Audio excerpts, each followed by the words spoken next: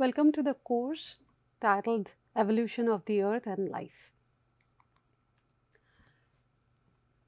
Today we are going to talk about igneous rocks. As I mentioned, igneous rocks are one of the three types of rocks which are available on the Earth's surface, and among these rocks, igneous rocks are types which are formed from molten rocks.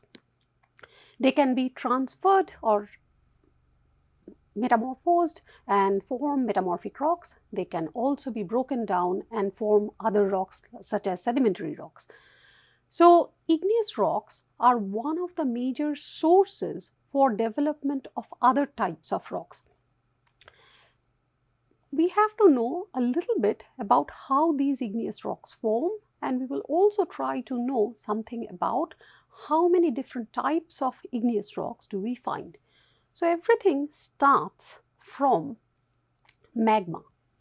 Magma are the molten rock that comes from the Earth's interior. When it's in the interior and it's not really touching the surface or coming out of the surface, then we call it magma. But once it reaches the surface, then it's called a lava. There are different kinds of rocks, igneous rocks, which form at different depth. There are types which form outside the surface when the molten rock solidifies above the ground. In those cases, we call them volcanic rock or extrusive rocks. On the other hand, if there are instances where the molten rock solidifies below the ground, below the surface, in those cases, we call it an intrusive rock or a plutonic igneous rocks. Now, if we think about some of the examples, we will find that in India, we do find a number of rocks which are forming above the ground. One classic example would be the Deccan basalts, and those would be called a volcanic igneous rock. So, when we think about magma, it has different components. The major components in a magma consists of the solid component, the melt component, and the volatile component. The solid component is primarily composed of silicate minerals. If you recall some of these discussion about minerals and which minerals are most of the common minerals on the Earth's surface as well as Earth's interior, at least up to the mantle, then it makes perfect sense why these solid part is mostly dominated by silicate minerals. The melt, on the other hand, is composed by mainly silicon, oxygen. So, it's not different in terms of composition from the solid as such, because the solid component is dominated by silicate minerals, whereas the melt still has some silicon and some oxygen. When we look at the volatile part, it has other components such as water vapor, carbon dioxide, and sulfur dioxide. Now, the most important part to remember is when a magma cools down, these three components change their ratios with time.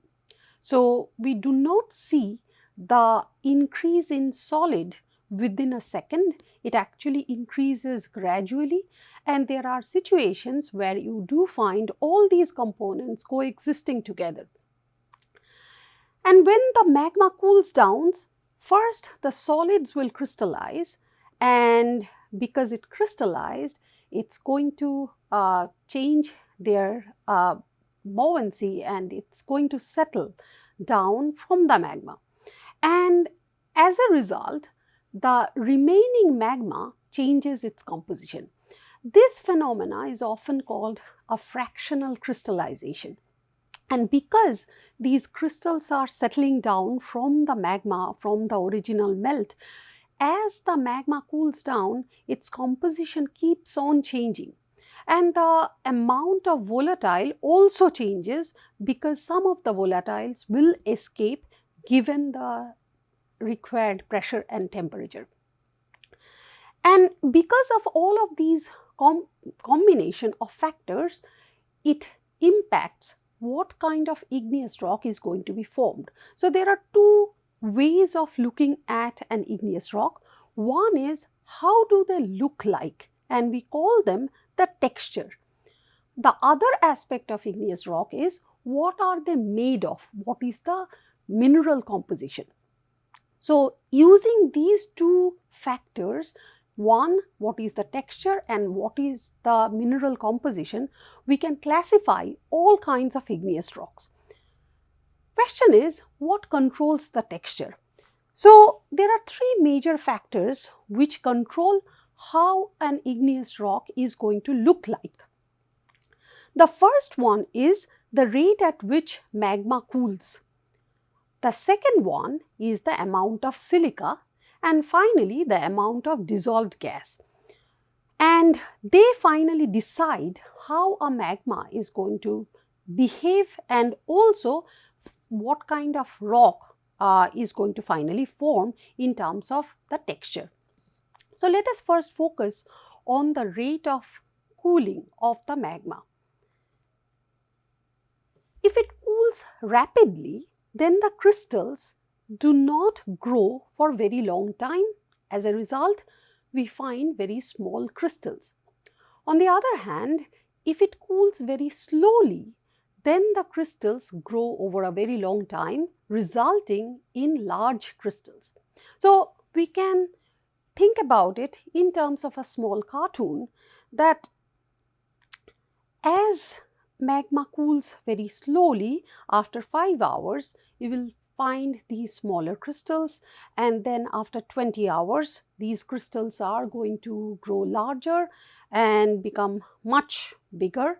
And eventually, if you let it cool for another 10 hours, so total 30 hours, it will become even bigger.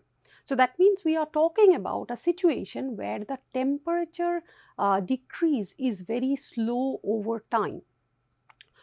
On the other hand, if it's a rapid cooling, then we are talking about a very short amount of time over which the temperature is dropping quickly. As a result, we are going to find relatively smaller crystal. Now, if we can understand in which scenarios these temperature drop is going to be different, we can also use these crystal sizes to figure out how a particular rock has formed. And researchers realized that temperature profile is quite predictable when we go with depth. So if we are talking about very quick cooling, it basically means that the magma cooled above the surface or very near the surface, where the temperature is much colder than the interior of the earth. On the other hand, the temperature gradient is much shallower, or in other words, it cools much more slowly if the magma solidifies inside or underneath the surface and it never reaches the surface.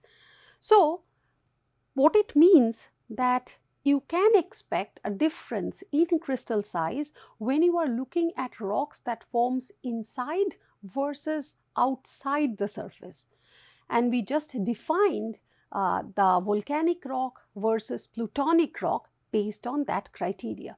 So now we are going to link it to these volcanic rocks and plutonic rocks, in other words, the intrusive rocks versus the extrusive rocks. So if you find a rock where the crystal sizes are very large, it generally means that they have undergone slow cooling and hence they were not exposed to the surface conditions when they were cooling, and hence you can deduce it to be a part of a plutonic rock or intrusive rock. On the other hand, if you find very fine crystals, that means it cooled very quickly, probably above the surface, and then we are talking about extrusive rocks or volcanic rocks. If it cools so quickly that it cannot even develop any crystal, in those cases it produces a volcanic glass where you do not find any crystal structure. So, as I said that using these texture, we can classify a lot of igneous rocks using these textural criteria. These are a few examples. So, the first one is called an aphanitic texture. It means that very fine grained textures, the crystals are extremely small. They are small to see. One example of aphanitic texture is given in the slide. You can see the rock in the left hand side, and in the right hand side there is a corresponding cartoon where you can see the relative size of the crystals. So, the crystal size becomes very clear if you look at the thin section of the rock. The second one is called a phaneritic texture, which basically means it's a coarse grained texture. Crystals are large enough to be seen. So, if you compare the example 1 and example 2, it becomes quite clear that in example 1, it's very hard to see individual crystals.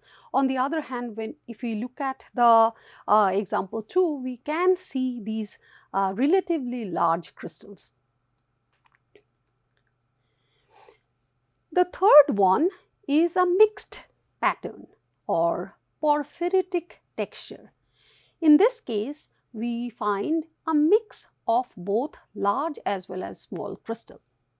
So, look at the example of 3 and you will see that there are fairly large crystals, but it's sitting in a matrix of extremely small crystals. So, these kind of mixed crystals are called porphyritic. If there are no crystals, then we call it a glassy texture, and it might not be very clear if you just look at the rock. Generally they are seen as, or generally they appear as completely dark rocks in hand specimen, and they have a characteristic round shaped fracture. We call it a conchoidal fracture. But the crystal or the pattern of crystal is not really visible, but if you take a section of it and look it under the microscope, what you will see that they are devoid of any crystal. It's a solid homogeneous mass. The other last type of texture that we are going to talk about is a pyroclastic texture. So, this one and another one, these are not so common, but they often appear in specific environment. So, example 5 is a pyroclastic texture, which basically means it's a fragmented texture and it's a consolidation of different rock fragments. So, they haven't crystallized together per se, but they came together at a later time and got consolidated. The last one is something called a pegmatitic texture. It basically means that it's a rock with very large crystals, and these large crystals are often crystallized because there were some volatile content, and those, once the volatile content escaped, there are large gaps which were filled through the magma by these very large crystals. So, it's quite different from porphyritic in terms of size, and also it indicates the presence of volatiles unlike the porphyritic texture. So, with these textural classification, it helps us to predict what kind of rocks will have which specific texture depending on partly about their volatile composition and mostly how they have cooled over time.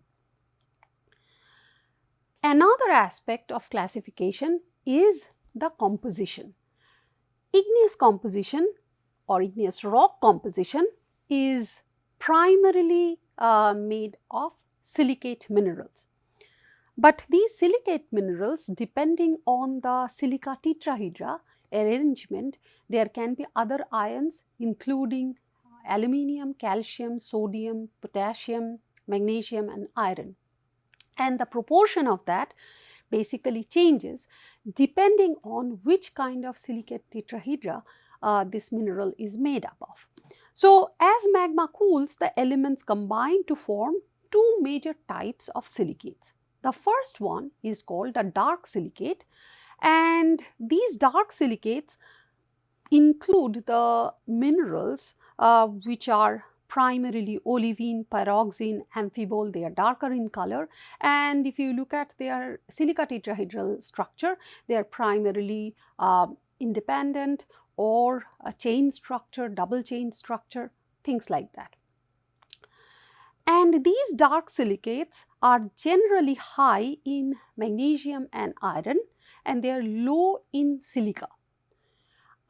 And because of that, they are basically called, the rock that they make, they are basically called a mafic igneous rock. Mafic because they are rich in Mg and Fe, and using that letters, it's called mafic. They are composed of colored minerals, and they have high proportion of Mg and Fe, and they have relatively less amount of SiO2, because if you look at the silica tetrahedral arrangement, towards the top of this diagram, you basically see more involvement of other ions, other metal ions, but as you are going down with the series towards the lower part, the silica tetrahedra is getting balanced by other silica tetrahedra, and this sharing increases, increasing the relative proportion of silica. So, the other type of light silicates, when they are making the rock, it's called felsic igneous rock. Felsic because again it's primarily composed of minerals such as feldspar and silica, and therefore they are called felsic. On a broader scale, these mafic igneous rocks are also called to have basaltic composition, because basalt is a typical example of that, whereas felsic igneous rocks are called to have granitic composition, because granite is one of the most common examples of such felsic igneous rocks. So, now we are going to combine the texture as well as composition to have some of the nomenclature of igneous rocks, and these are some of the very common igneous rocks that we find on the earth. One example of it, which is extremely common, is granite. So, if we look at granite, it says that it's coarse and it also falls under felsic.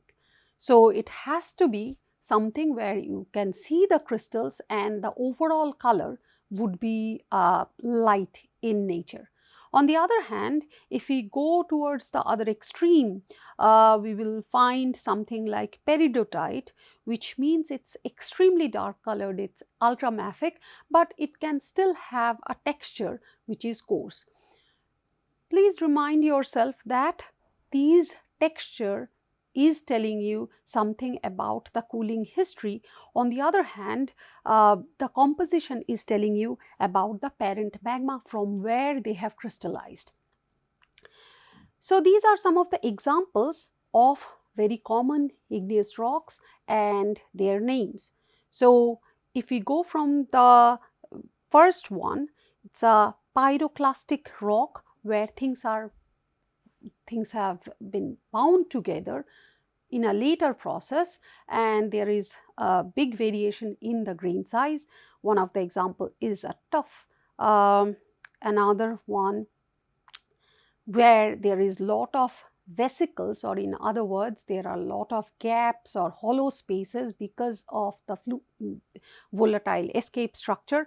And one example of it is pumice, and another one, if it's a very dark one, it's a mafic composition, but still you have such volatile escape structures. These are called scoria. And then we have volcanic glass, and these volcanic glass are generally called obsidian. They do not have major crystal forming. Let us take a look at the granite, and in the granite we do see large crystals, relatively large crystals or coarse grained, and it's generally light colored, and this is a typical example of granite. Now, if we go to slightly more towards mafic composition, then we find a rock which is called diorite. Again, the crystal size does not change, but it contains relatively more magnesium and iron compared to granite. Then if we go to rocks such as gabbro, it's much darker in color, and finally peridotite will look very, very dark. But in this series, the grain size really does not change. On the other hand, if we basically compare rocks like gabbro and basalt, both of them are darker in color, and compositionally they are not very different, but if you look at their grain size, they are quite different. In basalt, we do not see individual crystal grains, whereas in gabbro, we do find individual crystal grains, showing that this must have had a slower cooling history compared to this one. So, this classification of igneous rock is very important because it tells us something about their cooling history as well as the overall composition the moment we utter a name, and therefore it's important to have a general understanding of this classification scheme and to have an idea of what the common igneous rocks look like. So, in today's class, we learned what is an igneous rock. We also learned what are magma and what are the main ingredients that you can find in a magma. We learned how crystallization and rate of cooling are related, and where you can find large crystals versus small crystals. Using all of these, composition as well as the crystal structure, the size of the crystals, it is possible to differentiate a number of types of igneous rocks, and that's how the igneous classification is done. Using this classification, you can name rocks, and also by hearing the name of an igneous rock, you can immediately tell something about their composition as well as their crystal size. These are some of the resources that I used for the lecture. Here is a question for you to think about. Thank you.